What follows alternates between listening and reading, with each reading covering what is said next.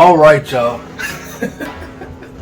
It has been one hell of a week. Um, just got back yesterday from my very first cruise on Carnival Magic, and for the most part, it was pretty damn good. I had an amazing time. There was a few down moments. We'll talk about all that, but I really want to do a recap with you all, and just kind of talk about things, my experiences, what I remember, and try to remember some things that I might not remember because it's a lot of drinking going on this cruise. First thing I want to say is that for the most part, the staff and crew on board the Magic, top notch.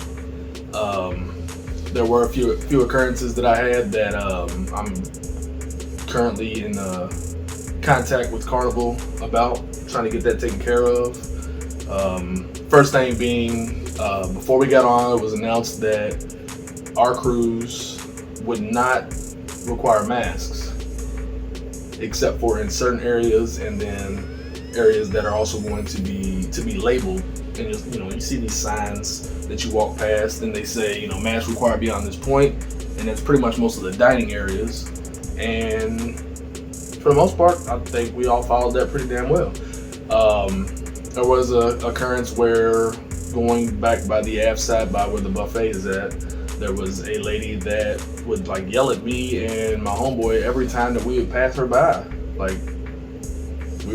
She was supposed to be there to tell people they're going into the dining area, wear your masks.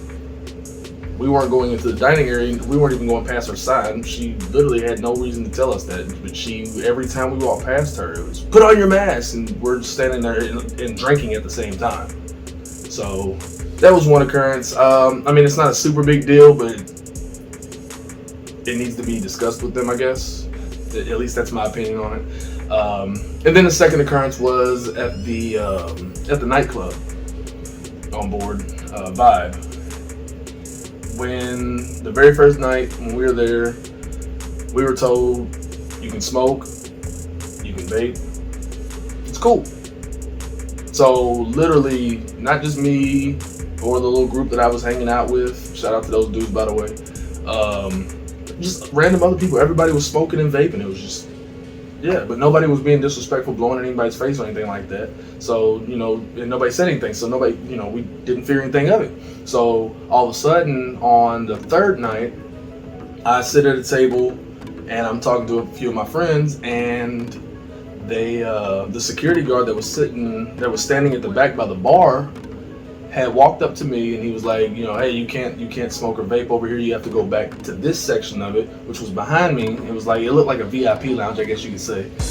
And I said, I apologize. I didn't know. I was told this. I won't do it again. And I didn't. I put my vape in my pocket, didn't touch it until I went back into the little VIP section looking area. No big deal, right?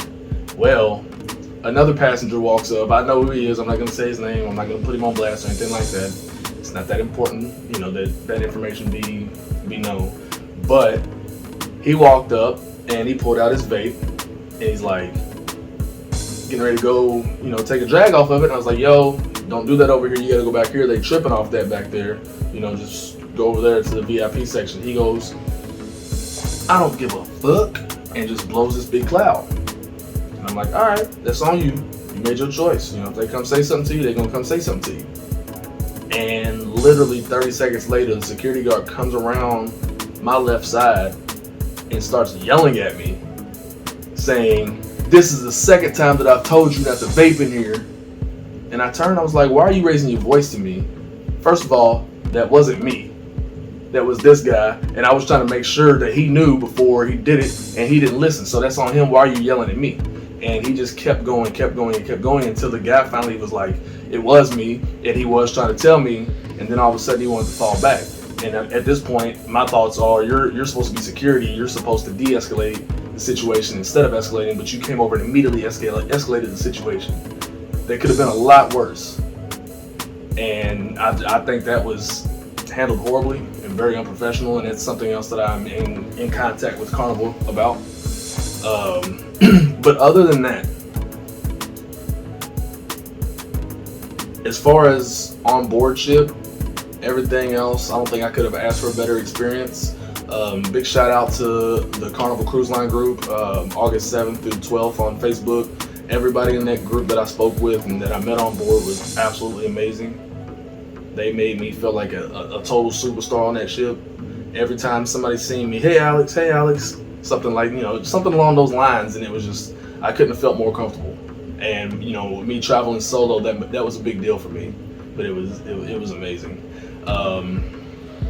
The group had a few little events that I attended. I wasn't able to attend all of them because I was trying to attend the ones that the cruise ship actually put on, and it was pretty fun. The first day I kind of cut a lot bit of a rug on the dance floor doing the Cupid Shuffle, completely drenched in sweat from head to toe, and that was fun. I did go live for that one, but I started dancing, and I'm sure like the quality wasn't the best, but it's okay.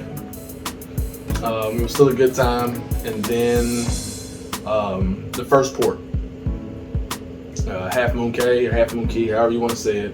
I believe it's Carnival's private island.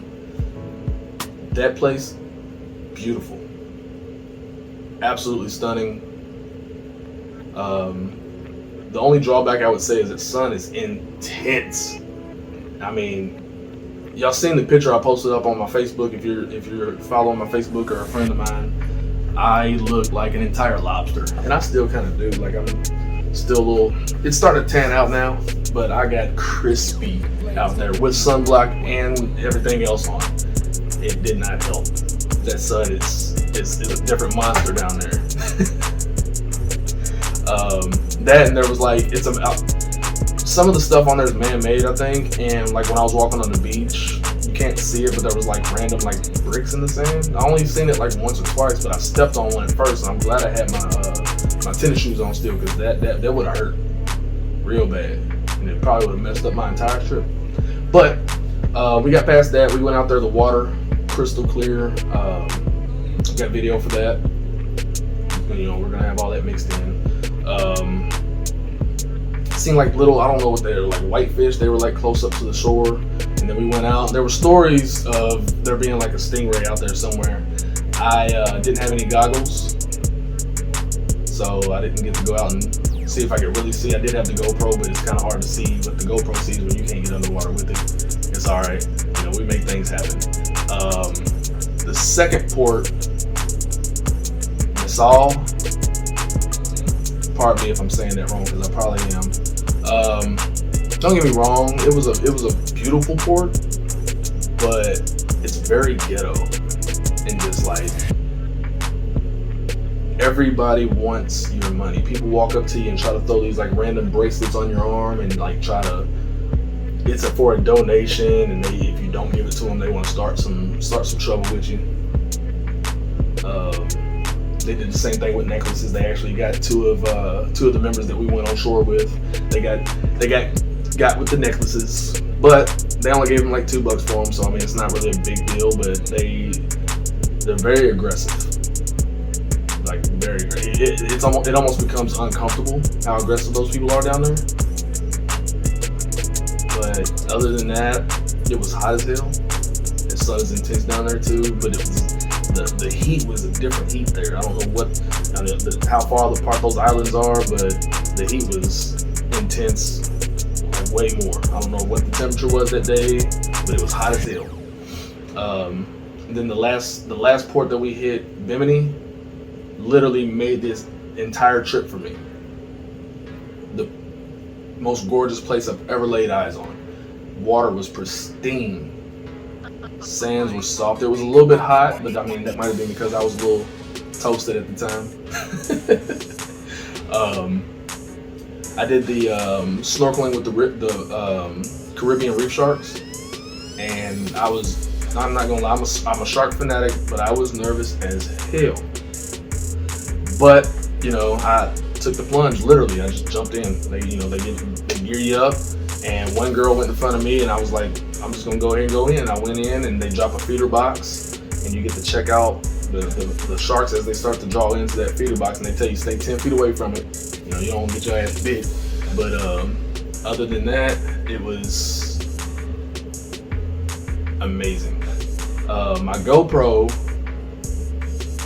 I wore the chesty, and at some point, one of the straps had slid off and out, so I was literally rocking just the straps that go around your neck and then around the one side, so it kept wanting to pull to my right.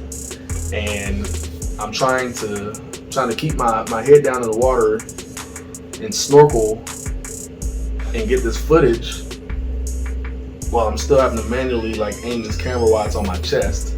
Meanwhile, the water's choppy and like people are like kicking water up and it's going in my snorkel. So like every 30 seconds, I'm like taking a big mouthful of salt water. It's completely distracting, but you know, suffer through it, spit it out, get back to snorkeling. And when the sharks really started to come in, it was like unreal. Like how intense that feeling is. It's like there's a deep fear, but at the same time, I was very calm. And there was a couple times where a few of the bigger sharks wanted to come up, and like, you know, they come up just to check out things, and you want to reach out and touch them. You reach out and touch them, but nah, I enjoy all my fingers. And then after we all got back on the boat, there was somebody that was seasick, so we kept hearing the glorious sounds of vomiting in the ship, in the little boat's toilet for a good 15-20 minutes. I still don't know who it was that was throwing up, that was seasick or whatever. And you know, it's all good. As long as I don't see it or smell it, I'm gonna be fine with it. And I think everybody else on the boat was the same way. But after that, they started to they brought up the bait cage, and then they started throwing out chunks of fish and started a feeding frenzy in front of us. And you see all these sharks jumping up. I got video of that. Make sure that y'all watch all that stuff if you haven't already. It's amazing. And you see them, they come out real hardcore and aggressive, and like one of them even almost like skipped across the water because his tail was just flapping so hard to get him, he wanted that fish. On the way back, they started giving us free run punch, which it was pretty damn strong. I think I had probably 6 or 7 cups of it before we made it back to the shore. I was pretty loaded. Everybody that was on the boat was pretty damn cool too. A couple I met from Louisiana, shout out to y'all. On the way back, I could not find a tram. It was hot, but I said, screw it, I'm gonna walk. So I walked all the way back to the ship, walked down the pier, and I'm so glad I did that because I would have never got to see those stingrays, or not the stingrays, the manta rays that were going along the pier right there. I've got videos of that, and make sure y'all get to see that. Yeah, it was just walking along that pier right there. It was just crystal blue water. It was along every side of it. And I looked over, and I thought what I seen was like some rocks underwater. And I was like, oh, those rocks are really weird. Like, are they just like really thin sitting on the water? Or like sitting on the sand at the bottom of the water and it's really shallow right here? Because you couldn't really tell how deep it was. And then as I got closer, I realized it was 2 manta rays swimming side by side. So I immediately was like, oh, I gotta get this on video. So I checked them out, and they swam off towards the beach more. And then as I got closer towards where the ship was ported at, our ship was docked at, I seen like a group. And I didn't get my camera out fast enough to get all of them, but I think I got 2 or 3 of them on there. Y'all get to see that. And there was like probably 5, 6, 7 of them, you know, ranging from this big to however big. And it was super cool just to see that. And then get back to the ship, and I was completely exhausted. I didn't get much sleep the night before, so I came back to the ship, went and got me a quick bite to eat, and I think I had like 1 drink, and you know, got my nicotine in with my vape for a little bit, and took a nap. I went and took a hard, probably 2 or 3 hour nap, woke up feeling way better, but then all the sun that I had really started to take in was starting to kick in even more, and I was starting to get that crispy skin feeling, so I went and made sure I put some aloe on, which is all fine now. It doesn't hurt anymore. It's just, you know, it's got that little tough skin feeling, kind of feeling like leather. It'll clear up. So anyway, that night we're sitting there, me and Matt, my buddy from the ship, he sat up there with me and we chit chatted, and he went to go play at the casino, and I looked on our Facebook group and come to find out that our ship was in code yellow with the CDC, which means that they're investigating for, I think there's like 3 or 4 different reasons. I'll see if we can't get a screenshot of that, put up for you all. And the ship didn't make an announcement. I don't know exactly how I feel about that. Part of me sees why they do, but the other part of me, kind of being a nerd a little bit, makes me, I want to know that certain types of information, and it's the information that somebody might have possibly tested positive on our ship, is something that I would like to know. And at the same time, I understand why they don't, because they don't want to start any type of panic on board the ship, and you know, who knows where that could go. But outside of that, everything was really cool. Once I got that information, I went around and was telling people that I knew, make sure y'all put y'all's mask on, because they're not informing us of what's taking place on the ship with this COVID, and I just want to make sure that everybody's safe, that I know, that I can talk to. I'm not just gonna walk up to complete strangers like, hey, make sure you put your mask on, and it's really weird. But the people that I did know, I walked up and I said something to them, and just kind of passed on the information. And that was pretty much the end of the night, outside of going to the nightclub for the last night, which I really almost didn't, but I was like, you know what, my last night on the cruise, I'm gonna ball out. I'm just gonna go for it. And I made sure that I wore my mask, and the guys that I was hanging out with, they already knew, because I spoke to them.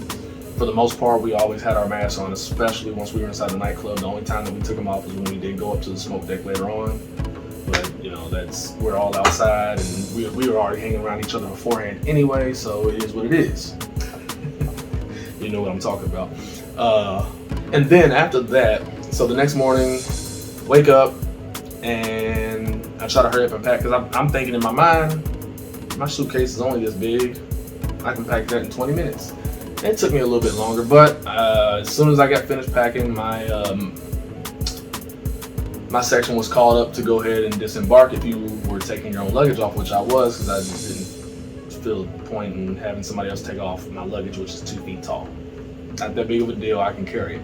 So as we're disembarking, I go up to the customs agent, and he starts asking me questions. It's out of the blue, like as I show him my stuff, he's like, so are you some type of content creator? You a YouTuber, you stream or something like that? And I was like, well, actually, yeah, I do. I haven't really done any cruise videos, because this is my first cruise. But, I do some streaming and things like that. And he was like, oh, okay, what else do you do? What else do you do? So I told him, what I do for a living and whatnot. And all of a sudden he goes, well, we're gonna have to go have a conversation. So he pulls me off, tells me to grab my folder with my birth certificate. So are you some type of content creator? You a YouTuber, you stream or something like that? And I was like, well, actually, yeah, I do. I haven't really done any cruise videos, because this is my first cruise. But,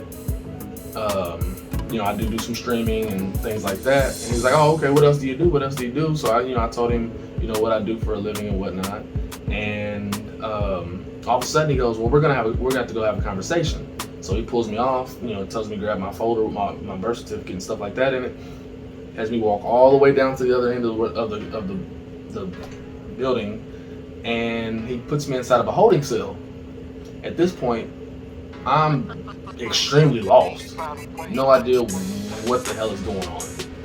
And I sit there for, I would say, about 10-15 minutes before another customs agent walks in and asks me to step out and bring my stuff.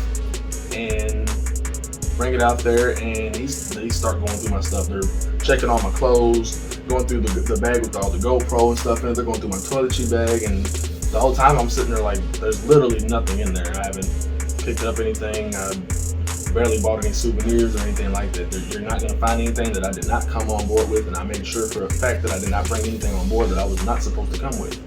So they're going through my bags, and they ask me, just more random questions, and I'm really confused on how they even got any type of information that I was a type of content creator, because I wasn't carrying any type of camera equipment like that you could see on me. It was all packed up. So I don't know where they got that from, and then they made me they made me fill out a form that I had to put in description of anything that I had bought in the ports, which wasn't anything, like 5 like very small items, like just stuff I wanted to get for people that I was coming back home to see, and excited to bring them something from the Bahamas with. And I had to put down like the price of everything that I paid for, and it was weird. I'm still a little bit uncomfortable about that situation, because I don't know how they knew to ask me those type of questions, because I literally didn't have anything on that would have given that away. And then after a long 45-minute ride back to the airport on the shuttle, packed by the way, I get checked into my flight, and then as I'm going through TSA, they stopped my bag and ran it through probably 6 times, and then pulled it off to the side, and then had another lady come from another side of the TSA checkpoint area, and she's going through my bag. She's running it through another X-ray and like checking it and opening it up and everything like that. I'm telling her, I'm like, this is seriously just GoPro equipment. There's nothing in there that should not be in there. And she looked at me stone-faced and just kept on going. I'm like, all right. And then all of a sudden she comes out, she's like, it was just your selfie stick. I'm like, you all don't know what a selfie stick looks like on a damn X-ray? It's a little weird. Yeah, Orlando Airport, I mean, for the most part, it's cool. It's a little overcrowded for my tastes. But that was just weird. Like, you all don't recognize a GoPro or any type of selfie stick, especially being that there was another one in my backpack, as well as a tripod. Y'all don't recognize that on X-rays. And I've worked in security. I understand how X-rays work. I know what things look like through X-rays. So that was just a little off. And the last thing, me and Matt, because he was actually flying out of the same airport, and he was flying out much later, so he was like, I'll come hang out with you. Cool. So we decided to go get something to eat. I missed breakfast because of me packing on the ship, so I went and grabbed a few snacks from a shop. And as I walk up to pay for it, these 2 older guys like literally walk right in front of me to where the magazine rack is, right in front of the cash register, and they just stop and they start looking at magazines. At this point, I'm tired, I'm irritated, and I kind of blooped out on them a little bit. I turned, and if y'all don't get out of my way, and dude kind of turned, looked at me, and then kept on going. It made things worse. If I would not have been in the airport and also tired, things could have escalated really quickly, way further than what they would have escalated with that security guard in the Vibe nightclub. So yeah, after that, I was just done. I was exhausted, ready to go home. So